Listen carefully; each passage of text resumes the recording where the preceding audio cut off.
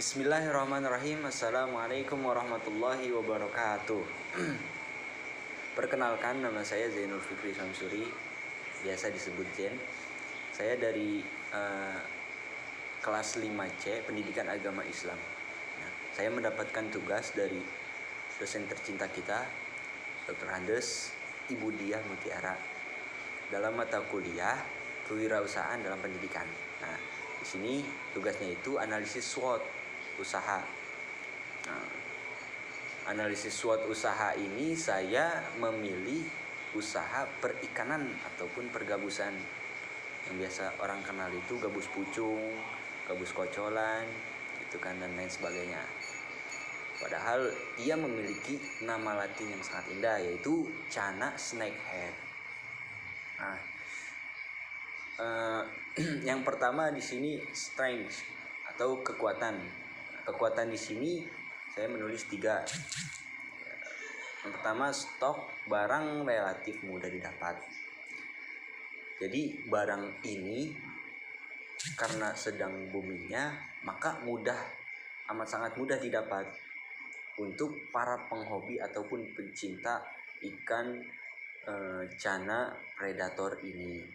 Nah, yang kedua, spek ikan terbaik dan berkualitas.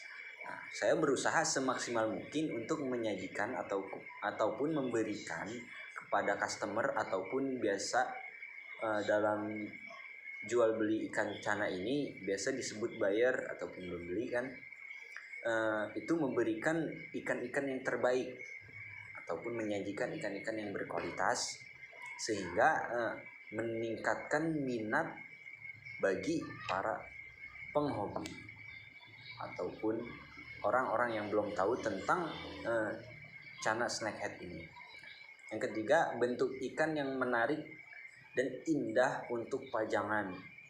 Nah, jadi yang orang tahu itu hanyalah gabus itu untuk obat ataupun untuk dimakan. Padahal bentuknya itu sangatlah indah. Baik itu dari mutiaranya, bunganya, warnanya, dan lain sebagainya. Nah, yang kedua itu ada weakness, yang artinya kelemahan. Jadi di setiap kelebihan pasti ada kelemahan. Yang pertama itu relatif atau depends ikannya itu. Jika berbicara tentang ikan, nah, itu tidak bisa dipungkiri akan awet selalu atau tidak, bahasanya akan hidup selalu atau tidak, karena sesungguhnya ikan itu sama seperti kita, yaitu makhluk hidup. Sebagaimana Allah Subhanahu wa taala berfirman, berbunyi kullu nafsin za'iqatul maut, setiap yang bernyawa pasti akan mati. Nah, makanya tidak bisa dipungkiri ikan ini akan awet ataupun hidup selalu, gitu kan. Nah, yang kedua, distribusi produk atau barang terbatas. Nah, yang di awal kekuatan itu stok barang relatif mudah didapat, tapi di kelemahan ini distribusi produk atau barang terbatas, itu ada beberapa jenis Channa ataupun jenis gabus yang sulit untuk didapat. Contohnya seperti gabus yang hadir ataupun yang impor dari negara-negara luar, seperti negara India yang menurunkan Channa yang berjenis Auranti maculata, lalu dari negara Myanmar yang menurunkan Channa ornathipinis, pulchra, orca, dan lain sebagainya.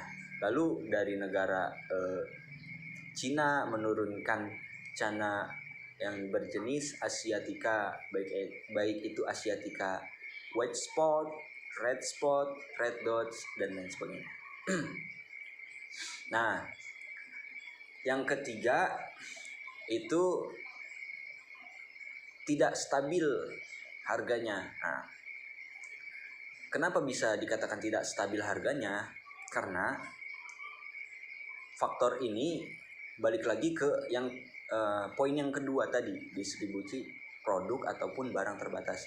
Jika barang itu langka didapat, maka harganya itu akan naik menjulang tinggi. Namun ketika barangnya itu banjir ataupun banyak, otomatis barang tersebut akan murah harganya ataupun mudah didapat. Nah, bagaimana cara mengatasi hal tersebut?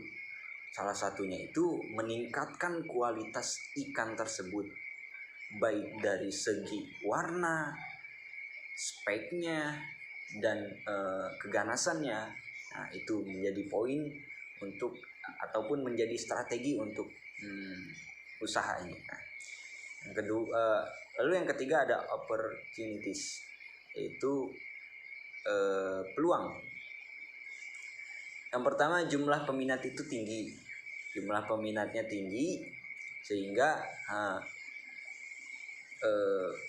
usahanya akan menjulang tinggi karena penghobinya banyak, maka peminatnya akan banyak.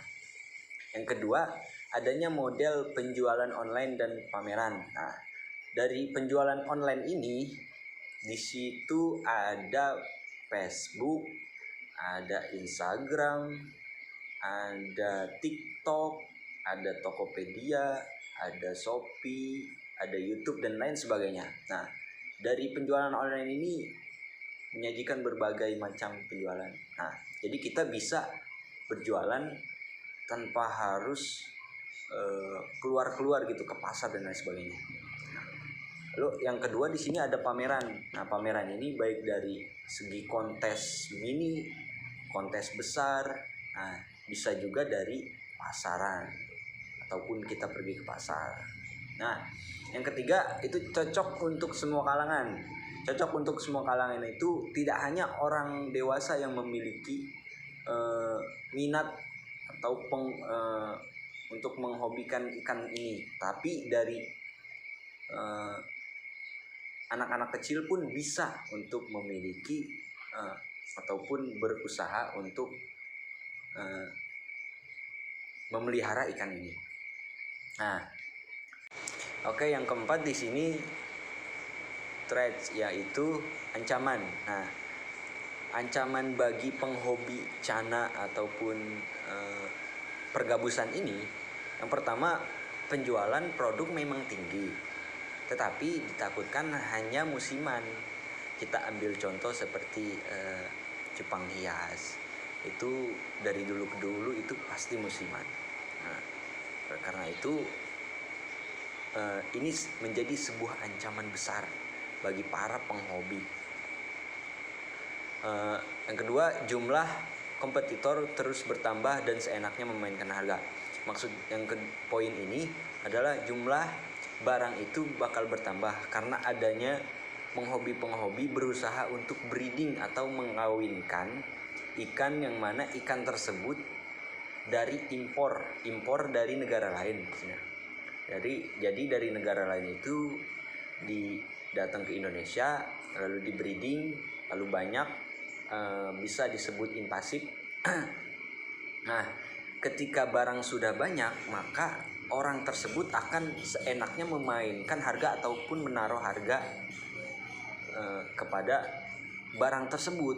Nah, jadi kembali ke poin pertama tadi, jika barang itu banyak, maka otomatis tidak bisa dipungkiri, maka harganya akan turun karena mudah didapat, karena persaingan akan ketat. Nah, jika barang itu sulit untuk didapat, maka itu menjadi peluang, maka tingginya harga ikan. Nah, yang ketiga itu minat yang menurun karena bosan.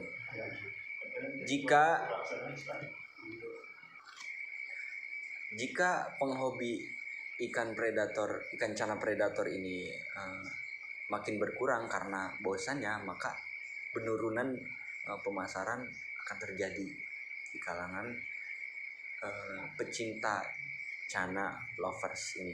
Nah, jadi oleh karena itu strategi yang akan saya lakukan, hal pertama yaitu memperhatikan dan menguasai adalah menaikkan nama ataupun logo yang saya punya, yaitu Aquazen.